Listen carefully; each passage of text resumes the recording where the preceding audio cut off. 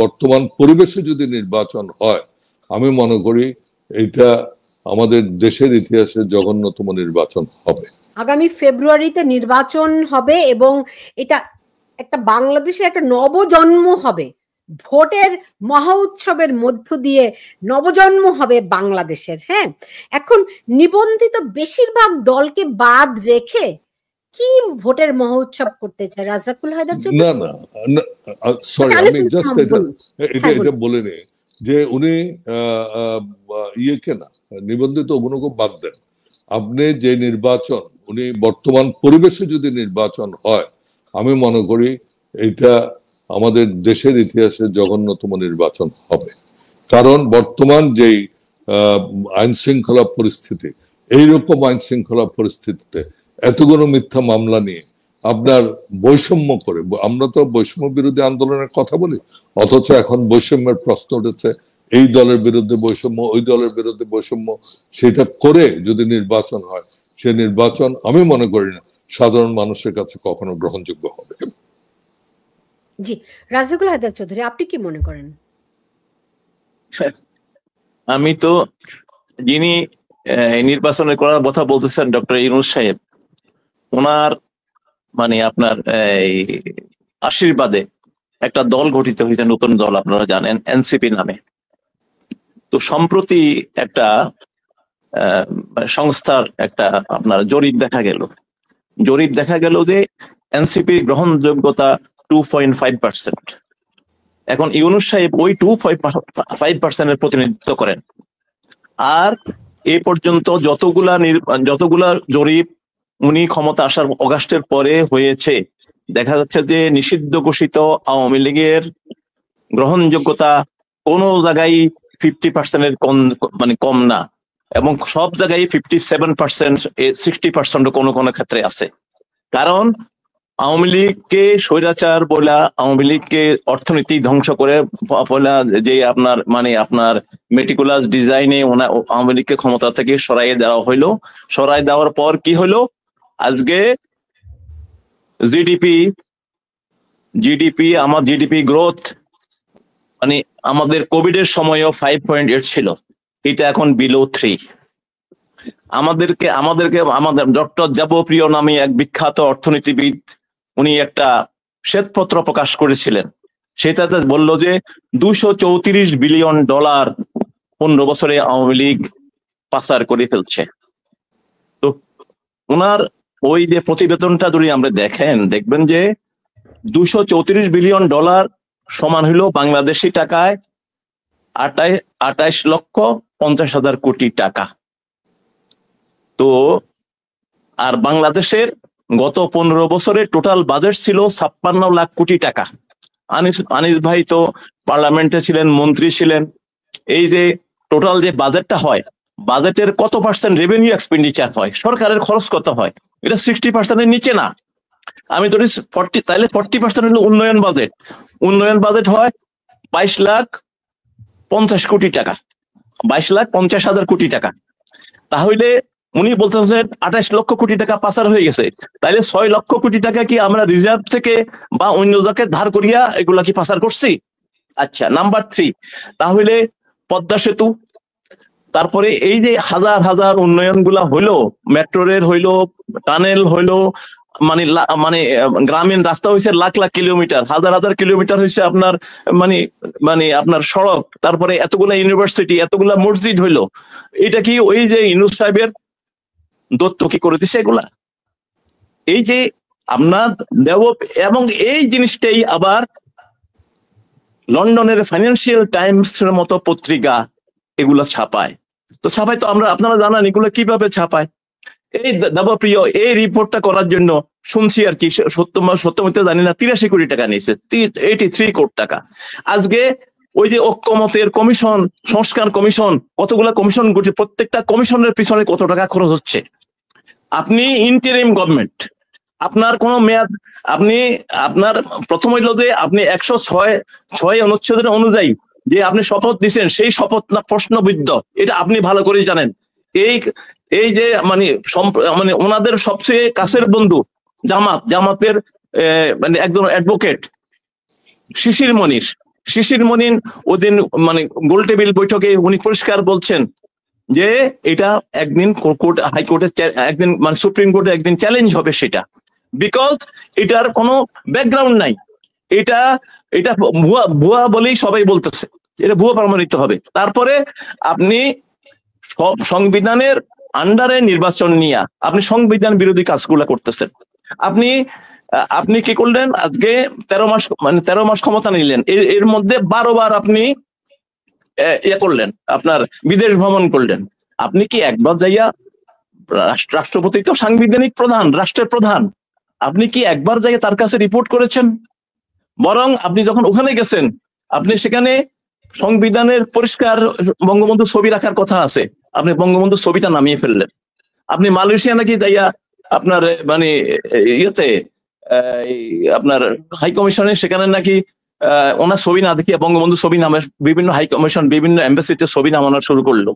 তো উনি ওনার যে মানে আপনার এখন হলো যে উনি মহা বিপদে আছেন, বিকজ আজকে আওয়ামী লীগের এখন হলো সাধারণ মানুষজন, ওই যে আনিস ভাই বলছেন সাধারণ একেবারে তৃণমূলের মানুষগণ, আপনি শেখ হাসিনাকে হাজারটা গালি দিতেন, কোনো সমস্যা ছিল না। আপনি যদি এটা টেক ওভার করতে পারতেন, আপনি যদি এটাকে উত্তরণ করতে পারেন না, আপনি কি করলেন? আপনার পার্সোনাল বেনিফিট এটা দুনিয়া দেখতেছে, আপনি সমস্ত মামলা উঠাই দিলেন। 666 কোটি টাকা সরকারের মানে আয় কর আপনি আপনার ইয়া করে দিলেন। আরেকটা আছে কেস 25 কোটি 12 লাখ, সেটাও আপনি খেয়ে ফেললেন। তারপরে এমন আনিস ভাই তো 2 বার মন্ত্রী ছিলেন, আপনি কোনোদিন পার্সোনাল নামে আপনার পার্সোনাল নামে কোনো ব্যবসা আদায় করছেন এই সরকার থেকে? উনি আদম ব্যাপারে লাইসেন্স দেয় কিভাবে? আদম ব্যাপারে লাইসেন্স আমাকে যদি ফ্রিও দেয়, আমি তো দরিদ্র মানুষ, আমার দিন খাইতে দিন চলে, আমি জীবনে আদম ব্যাপারে লাইসেন্স নিব না। এটা অপমানজনক জিনিস আমাদের দেশের কালচারে। এটা উনি ইউনিভার্সিটি নিলেন, উনি ওই কি ওয়ালেট নিলেন, আপনার ডিজিটাল ওয়ালেট নিলেন। তাহলে ওনার যে চরিত্রটা উনি বিশ্বের কাছে আমাদের কাছে পরিষ্কার করলেন। উনি কি করলেন? আইসাই একটা ফিয়ার কালচার সৃষ্টি করলেন যে ওনার বিরুদ্ধে যারা আছে ওদের যেন মুখ খুলতে পারবে না, এই ভয়টা সৃষ্টি করছেন। আপনি 32 নম্বর ভাঙ্গা দিলেন, এদেশে মার্শাল ল আসছে, পাকিস্তান আর্মিরা আসছে, জেনারেল জিয়া আসছে, জেনারেল এরশাদ আসছে। এরা মানে এক সময় খালেদা জিয়ার সময় 2 জন মানে যুদ্ধপরাধী মন্ত্রী ছিল, তারা হয়তো কোনোদিন মানে 32 নম্বরের উপরে আঘাত করার মানে সাহস করে নাই বা করে নাই। আপনি করলেন। আপনি আমাদের দেশের মধ্যে একটা ভয়ের সংস্কৃতি সৃষ্টি করছেন, যেটা কেউ মুখ খুলতে না পারে। উনি কালকে কি বলছেন যে সমস্ত দরজা বন্ধ করে দেন যাতে স্বৈরাচার না আসতে পারে, স্বৈরাচার যাতে ঢুকতে না পারে। এতদিন বলেন স্বৈরাচারকে ফেরত দাও, তার বিচার করবো, তার ফাঁসি দিব। এখন বলতেছেন স্বৈরাচার ঢুকতে দিবে না। তো আমি একটা ছোট্ট একটা স্ট্যাটাস দিয়েছিলাম যে স্বৈরাচারকে ঢুকতে দিবে না, তো চারিদিকে বন্ধ করে দাও। তখন আমার মানে এক ভদ্রলোক আমার সেখানে কমেন্ট করলো, ভাই যদি মাটি ফুঁড়ে উঠে স্বৈরাচার যদি বের হয়ে যায় তাহলে কি করবে? বা যদি আকাশ থেকে টুপ করে পড়ে যায় তাহলে কি করবে? তাইলে উনি ওই যে আনিস ভাই সরাসরি বলতেছেন না, উনিও একই কথা বলতেছেন যে একটা ইনক্লুসিভ নির্বাচন ছাড়া এই নির্বাচনটা গ্রহণযোগ্য হবে না। আওয়ামী লীগ মনে করেন যে আমি 57 ভাগ বলছি, আওয়ামী লীগ যদি 30 ভাগও থাকে 30% বাদ দিয়ে আপনারা ইয়ে করতে পারবেন।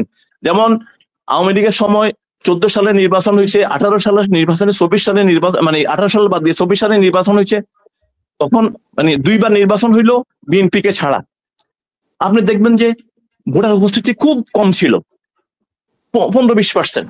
কারণ হচ্ছে যে কি তখন তারা জানতো যে আরে আওয়ামী লীগের ক্যান্ডিডেট সেই তো জিতবে, আমার যাই লাভ কি? আওয়ামী লীগের সমর্থকের শেয়ার সেখানে যায় নাই। সেই রকমই একটা নির্বাচন যদি করে তাহলে আবার উৎসব মুখর হবে কেমন করে?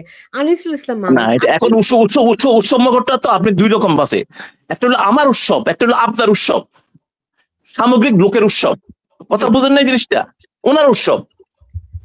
আচ্ছা, আনিসুল ইসলাম মাহমুদ, ধরেন আমরা জাকসু নির্বাচন দেখলাম, এই মডেলে যদি নির্বাচন হয়, জাতীয় নির্বাচন, সেখানে কি আপনার মনে হয় জামাত ক্ষমতায় আসবে?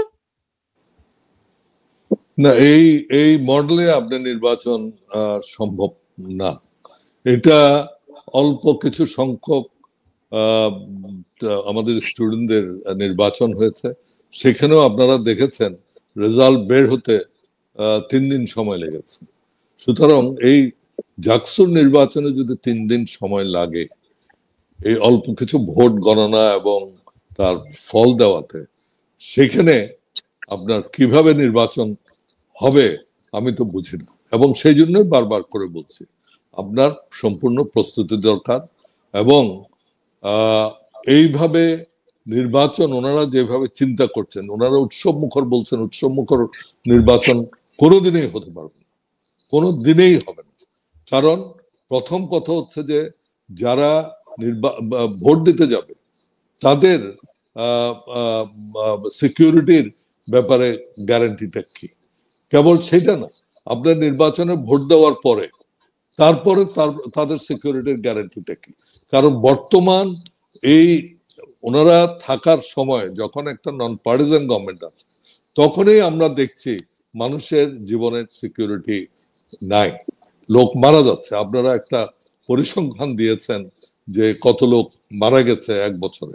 সুতরাং এই অবস্থাতে আপনার সম্ভব না। আরেকটা জিনিস আপনি এটা মনে রাখবেন, একটা পারসেপশন আছে যে বিএনপি নির্বাচনে যাবে বর্তমানে, হয়তো এটার এখন একটা পরিবর্তন হচ্ছে এই 2টা ইউনিভার্সিটির পরে।